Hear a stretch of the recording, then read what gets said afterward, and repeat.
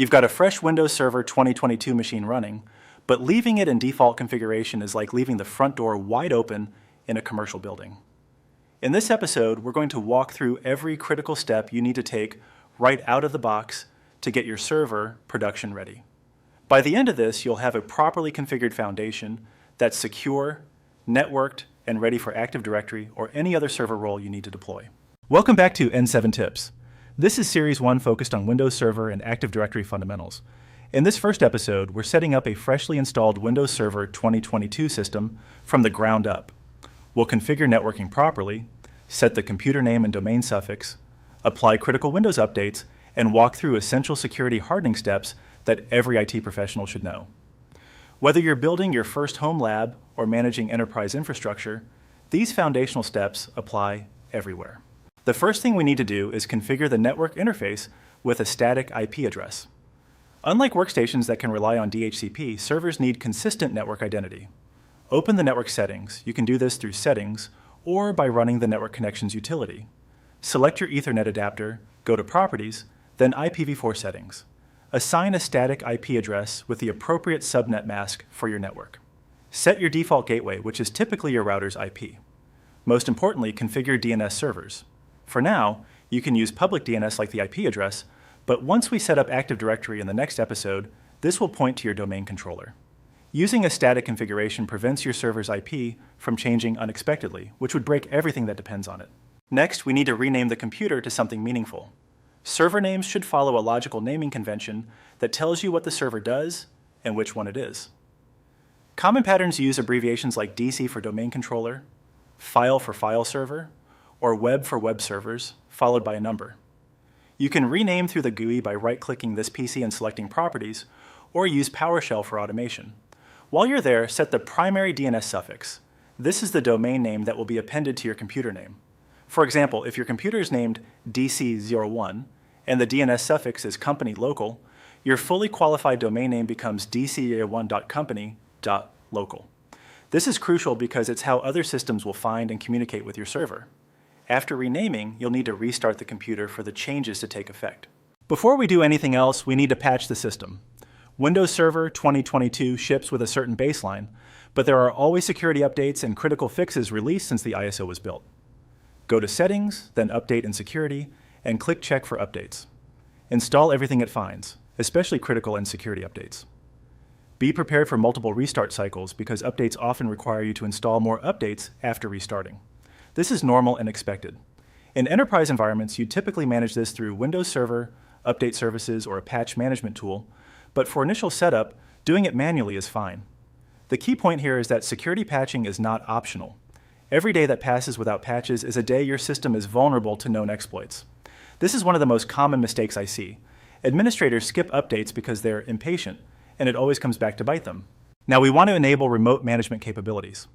In a real environment, you're rarely going to sit at the server console directly.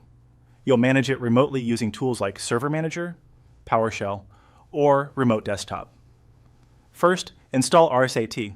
That's Remote Server Administration Tools. You can add this through optional features in the Settings app. Then, enable Windows Remote Management, which allows PowerShell remoting.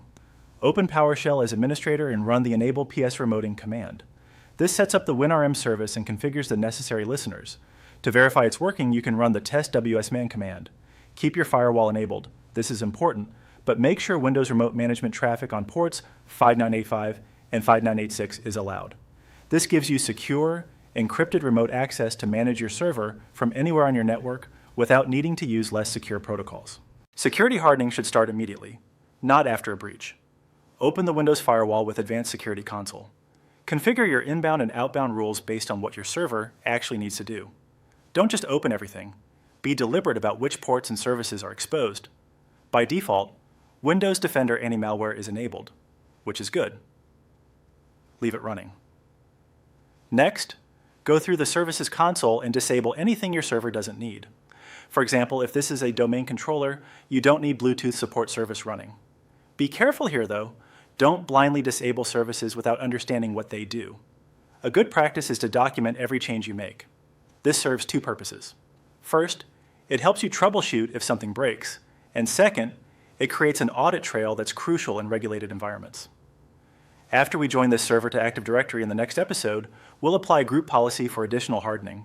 But these foundational firewall and service configurations are your first line of defense.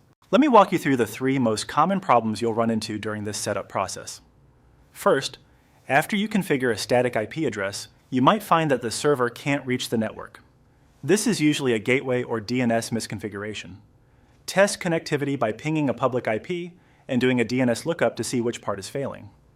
Also check that your firewall isn't blocking ICMP traffic, because some teams lock that down completely. Second, Windows Update sometimes gets stuck in a loop or fails silently. The fix is to stop the Windows Update service, delete the software distribution download folder, and restart the service. This clears out any corrupted update files and gives the update process a fresh start. Third, if PowerShell remoting isn't working even after you've run Enable PS Remoting, verify that the WinRM service is actually running. You can check the service status and start it if needed. These 3 issues cover about 90% of the initial setup problems I see in the field. That's everything you need to get a fresh Windows Server 2022 installation ready for production. You've configured networking correctly, set meaningful names and DNS suffixes, applied critical security patches, enabled remote management, and hardened the system against basic threats. This foundation is now ready for the next step, which in our next episode is promoting this server to a domain controller and setting up Active Directory. We'll cover forest creation, domain configuration, and user provisioning. If this video helped you, please subscribe and turn on notifications so you don't miss that episode.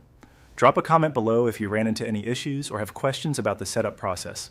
I read and respond to every comment. Thanks for watching N7 Tips, and we'll see you in the next one.